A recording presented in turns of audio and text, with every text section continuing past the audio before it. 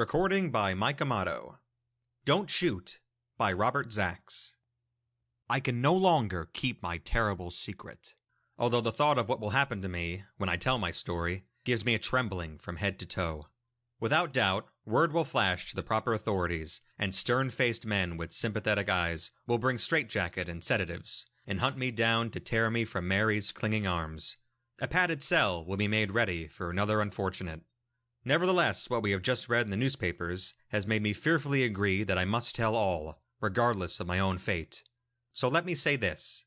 If it is true that an expedition is being organized in London to go to the cold and rocky wastes of the Himalayas for the purpose of investigating that astonishing primeval creature called the Abominable Snowman, then I am forced to tell you immediately.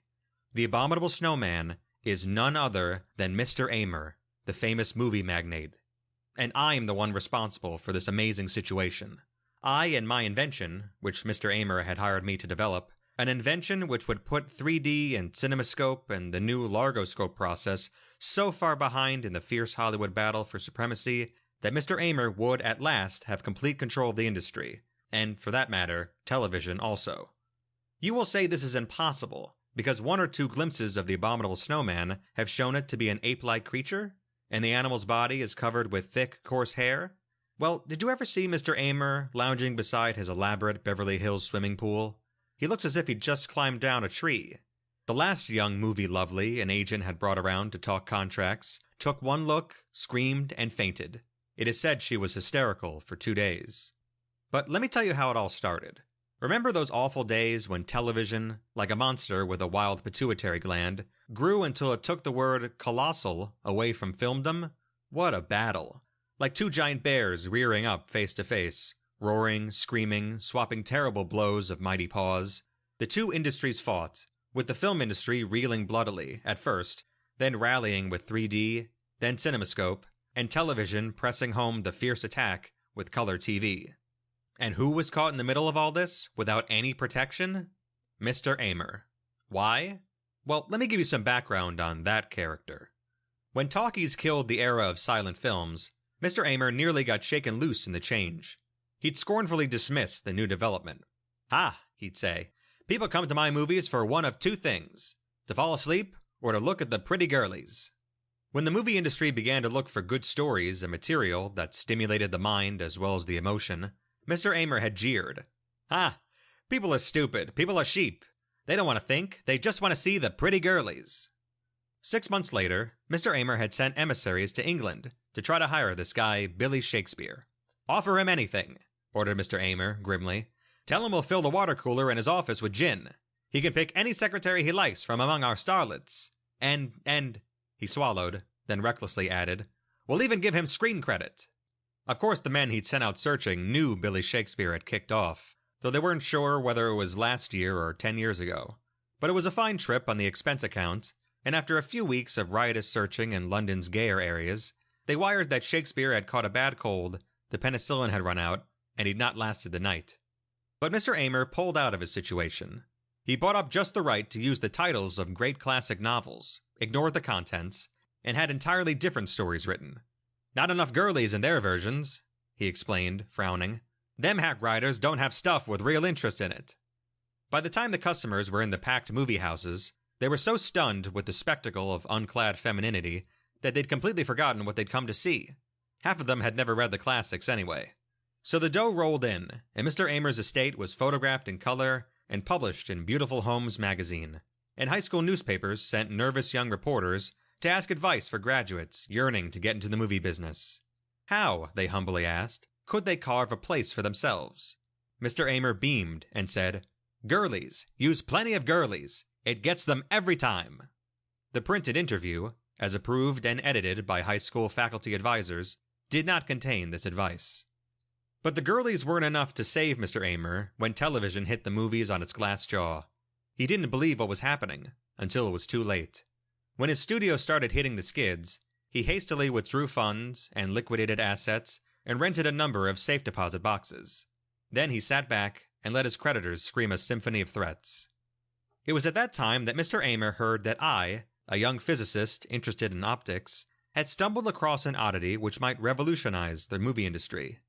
He'd heard of this through Mary, whom I love with all my heart, and who will sometimes embarrass me by proudly telling people how intelligent I am.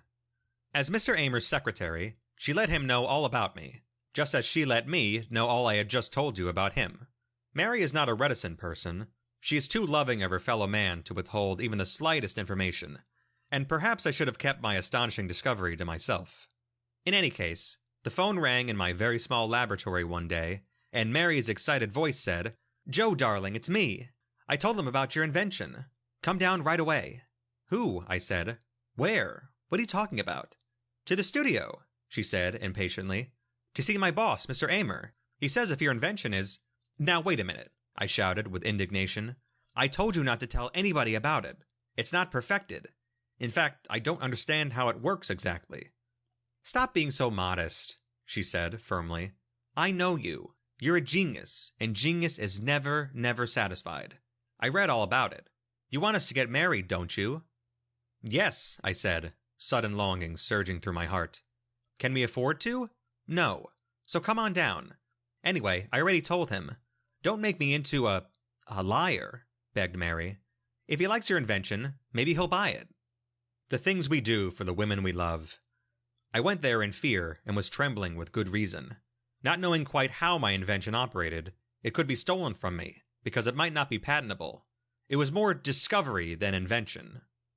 Oh, I can tell you, I went to see Mr. Amer in a cold sweat of fear that I might be losing my hold on the strange and accidental phenomenon across which I'd stumbled. I got quite the greeting. When I walked into his elaborate outer offices, the workers were sitting hushed in fear before their desks. From within the private offices, I could hear bellowing and the sound of things smashing. Mary hurried over to me, her warm brown eyes pleading. Before she could say anything, I heard Mr. Amer say in a shout, right through the partly open door, "Well, what have you done about it?" A trembling voice said, "Sir, I've cut staff 50%. "Stupid!" roared Mr. Amer's voice. "Who's talking about that? Did you ask Peterson of World Studios if he'll license us to use his new largoscope system?" "Yes." A moment of terrified silence. "He said your outfit could use his largoscope on only one occasion. When they film your funeral."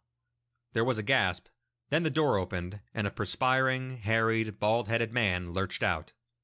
With glazed eyes, he made a beeline for the outer door. "Let's go in," said Mary eagerly. "He'll be so glad to see you." I looked at her incredulously, but she took my arm and dragged me inside. There Mr. Amer sat twitching and shuddering, his head in his pudgy hands. He looked dully at us from tiny eyes. "Everybody hates my genius," he said, waggling his head from side to side. "Everybody envies me. The wild dogs are gathering to pull down the noble elk." As he glared at us, Mary said swiftly, "Yes, sir." "The wounded lion," whispered Mr. Amer dramatically, tears of self-pity coming to his eyes. "Surrounded by jackals and laughing hyenas. I am dying in my wounds." He uttered a wail. "Everybody's got a new filming system but me." He drew a deep breath. "Who the hell are you?" he demanded. "He's—" began Mary. "Wait a minute," he said. He grabbed a phone from the 6 on his desk. "Hey, publicity. Hey, Mike, I want rumors spread about largoscope. Top doctors say it'll ruin your eyes, make you stone blind." He paused, his face purpling. "Okay, if you can't do it, then get another job. You're fired." He slammed the phone down. "No cooperation from anybody," he said heavily. "Surrounded by incompetence." He glared at me. "Who the hell are you?" I began. At this moment, the door opened, and in came a man with a sheaf of papers and a film of sweat on his forehead. "I hate to interrupt, Mr. Amer," he said doggedly, "but I got your note on the Lolita Vaughn contract we drew up. I knew there must be some mistake, so—" "Mistake? What kind of a mistake?" snapped Mr. Amer. "I want you to tear the contract up. I said we aren't going to sign it after all. I got a bigger name for the picture than her." The man winced. "Well," he said, I was just wondering. I mean, after all, we talked her into turning down that fat part in the new Broadway show that opened last night. It's a smash hit, I read today." "Tough," shouted Mr. Amer. "My heart bleeds. Did I know when I made that promise that I can get a big star at such a cheap price? I acted hastily. I made a mistake. So I corrected that mistake." He looked stern. "Would it be fair to the stockholders if I took Lolita under these conditions?" "But you own all the stock." "That's what I said, you fool!" roared Mr. Amer. "Get out of here." As the man fled, I stared at Mr. Amer in horror and disgust. Never would I trust a man like this, was my thought. He glared at me. Who the hell are you? He snarled. I keep asking and you stand there like a dummy.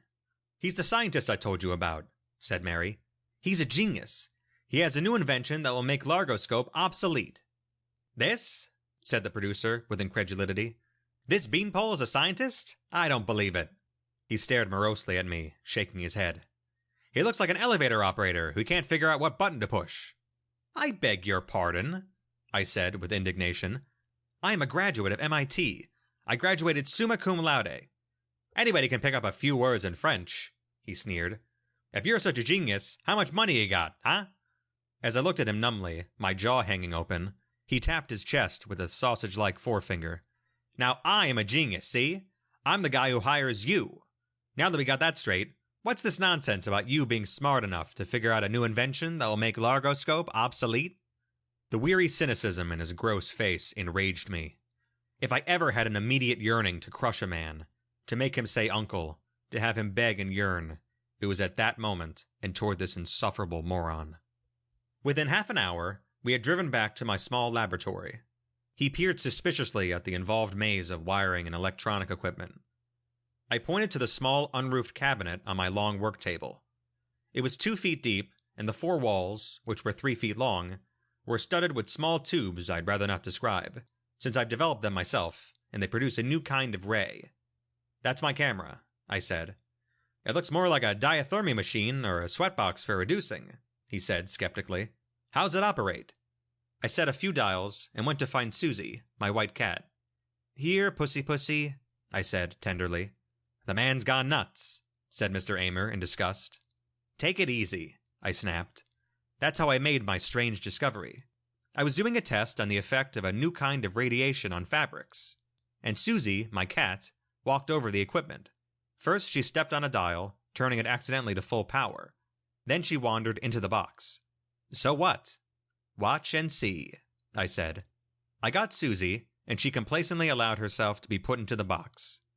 I placed Mary at the dials with instructions, and took Mr. Amer to the next room and pointed to a huge circle chalked on the floor.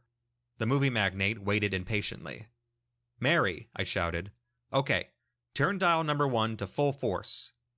We heard a click. Then Mr. Amer yelped and cowered behind me, because in front of us, within the chalk circle, appeared a giant 8-foot-tall cat, an enormous duplicate of Susie. Susie was licking her paw with a tongue that was nearly 2 feet long. Don't be afraid, I said proudly. It's just an image. Look. I stepped forward and ran my hand through the air, where the giant figure of Susie ignored me. My hand disappeared into the image, and I felt the unusual puzzling tingle, as if I were getting a shock. And Susie, from the next room, uttered a faint meow and stopped licking her paw as if she, too, felt something. But there's no screen, Amer said. And it looks so real. It's got 3 dimensions, like an actual body. He cautiously approached, his hands shaking with excitement. He tiptoed around behind the cat image. He choked. It's like a real living cat all around. You haven't seen anything yet, I said happily. Watch this. Mary, I yelled again. Turn dial number 2 very slowly. As we stared, the image of the 3-dimensional Susie shrank from 8 feet all the way down to a 3-dimensional miniature cat the size of a thimble. Mr. Amer looked as if he might faint. Goodbye, largoscope, I said grimly. This will make all 3D and large-screen systems obsolete. It will revolutionize television, too. People will sit home and see actual figures, 3-dimensional figures of real people. There will be no screens at all. The effects of depth and solidity, as you see, are perfect. Suddenly, Susie from the next room gave a yelping meow, and Mary gasped. We jumped, then ran inside. Mary was wringing her hand. There was a little smoke in the room. My hand hit a wire, said Mary, embarrassed. I guess I caused a short circuit or something. I'm sorry, all this smoke. She put her hand to her eyes, rubbing. Susie all right? I said. I guess so, she said. She moved so fast I could hardly see. My dear fellow! Mr. Amer was most cordial. He put his arm around my shoulders. He was beaming at me. He was offering me a fat cigar. What a wonderful invention! You are indeed a genius, and I offer my humblest apologies. I accept them, I said, pushing him away with distaste. You may leave now, Mr. Amer. Leave? Not until we sign a contract, my friend. I want that invention. Mr. Amer, that invention isn't perfected yet. I don't even know how it works. The principles are beyond me. It is something new in the world of physics and optics, and... That's all right, he cried. I'll give you 6 months, a year, more, but I want it. No, I'm afraid I don't trust you, I said. Far from being offended, he was delighted. He laughed as if I'd said something witty. Of course you don't, he said. You don't trust me and you don't like me. But just listen to my offer.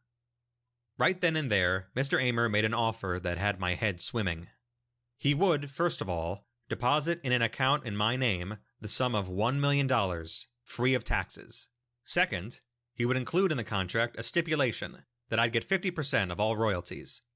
Third, and very important to me, in the event that the patent he would apply for in my name was refused, or if it was broken by further research, I could keep the $1 million.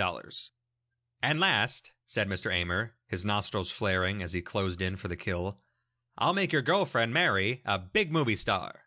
Mary's eyes widened. She clasped her hands before her, nervously. Me? She whispered. But I can't act. What's that got to do with it? Mr. Amer said impatiently. You just gotta hold still while the male lead grabs you. Leave it all to him. He knows what to do. No, I cried, appalled. I don't want anybody else kissing Mary. Neither do I, said Mary, blushing. You're absolutely right. Mr. Amer uttered a deep sigh.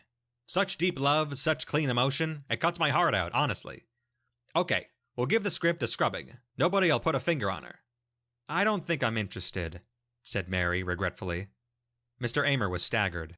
He recovered immediately and said hastily, Smart girl, what intelligence? It's no life for you. But Mary, I said, kind of liking the idea of my Mary on the screen, of being sole owner of her sweetness, with millions of people knowing nobody could kiss this girl but myself. It's such a rare opportunity. Every girl wants to be a movie star. Do it. Sure, cried Mr. Amer. Don't be a dope. How many girls get a chance like this? Mary whispered, her eyes shining. Well, all right, dear, if you insist. You have a deal, Mr. Amer, I said quickly. Mary typed the contract on my portable, as dictated by Mr. Amer. Put in a clause, I said cautiously, remembering his ethics, that the contract is effective only when the $1 million is deposited in my account. Mr. Amer frowned. Put in a clause for me, too, he said. He can't draw on the $1 million without a signed receipt from me, saying he's delivered all his blueprints and technical notebooks on the invention. And a full-size camera model, big enough to hold people. I agree, I said. I'll have it built and delivered immediately. I shook Mr. Amer's clammy hand, and he departed with Mary to get the $1 million out of his secret safe deposit boxes. I stared dreamily after them, mentally spending that money on all the wonderful things I'd always wanted. A scintillometer, a centrifuge, maybe I could even build my own private cyclotron. And I could visualize Mary cooking dinner in a little white cottage with a picket fence. Within the week, I delivered the full-size camera to Mr. Amer's studio. As he left me, whimpering with joy, and carefully locking the iron doors of the room he'd set aside for my equipment, I stared at the signed receipt in my hand. $1 million. I was rich. At this moment, Mary appeared at the studio gate and ran toward me, her face deathly pale. What's the matter? I cried. Remember how we couldn't find Susie all week? She gasped. Well, I just found her. Mary held out her fist, opened her fingers, and I recoiled in astonishment.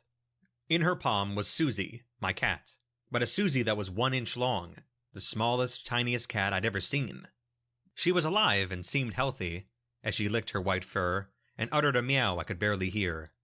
My throat was so dry I could hardly get the words out. Good Lord, the invention. Something went wrong. It not only sends the image in 3 dimensions without a screen to receive it, it also transmits the actual body itself through space. I've created a matter transmitter. But why is Susie so small? Wailed Mary. Apparently it transmits whatever size the image is set at. Remember we had reduced the image of Susie, and at that time you short-circuited the wires? That short circuit is what did it. If Susie's image had been large at that moment, we would have had an 8-foot-tall cat on our hands. I paused, appalled, my eyes clinging to the incredible 1-inch cat, now peering over the edge of Mary's hand at the ground below. It shrank back fearfully. My God, I whispered. I turned and, with Mary close behind me, made a beeline for Mr. Amer. We finally found him and got him alone. Mary opened her palm and, without a word, showed him Susie. Mr. Amer's eyes bulged and his jowls turned ashen. Susie scratched her ear with her miniature rear left foot, and I idly wondered just how small Susie's fleas were. "I warned you," I said grimly, "that I didn't know how this thing worked or the principles behind it. This is what's liable to happen whenever there's a short circuit in the camera box. I don't know why it happens, but it's too dangerous to use. If you want to call off our deal—" "No, no, no," said Mr. Amer rapidly. A cunning look came over his face. "I'm sure you can work the bugs out of it, can't you? I'm sure you're anxious to do more research on it."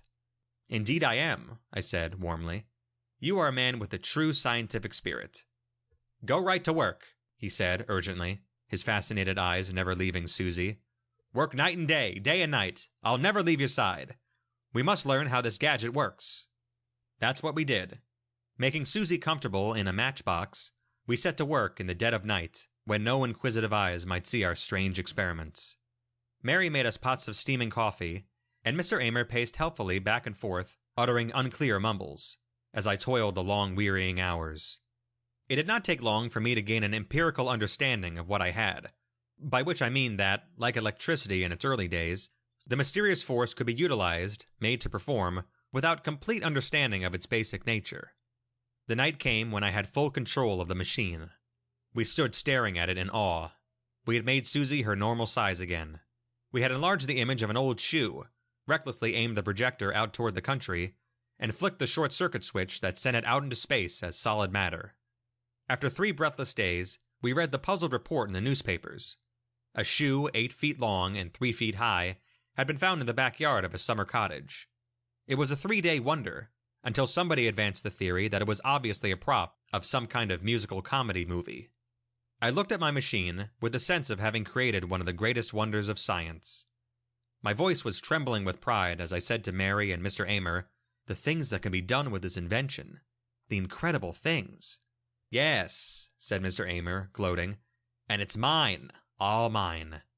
"You'll be the biggest man in the movie industry," I said solemnly. "You made a good investment." Mr. Amer gave a strange smile. "You are a great inventor, my boy, but you have a small imagination. Biggest man in Hollywood, did you say? The only man in Hollywood, you mean. Why, do you realize what I can do with this invention? I can own Hollywood, television, Broadway, and I'll make a list of people I don't like that I'll get even with. Why, I can be master of the entertainment world." The blinding realization of what I had done flared in my numbed brain. I'd given a tremendous scientific weapon to a ruthless moron, and there was nothing I could do, because he had my blueprints locked in his safe. I stepped forward, and with full force, hit Mr. Amer on the jaw.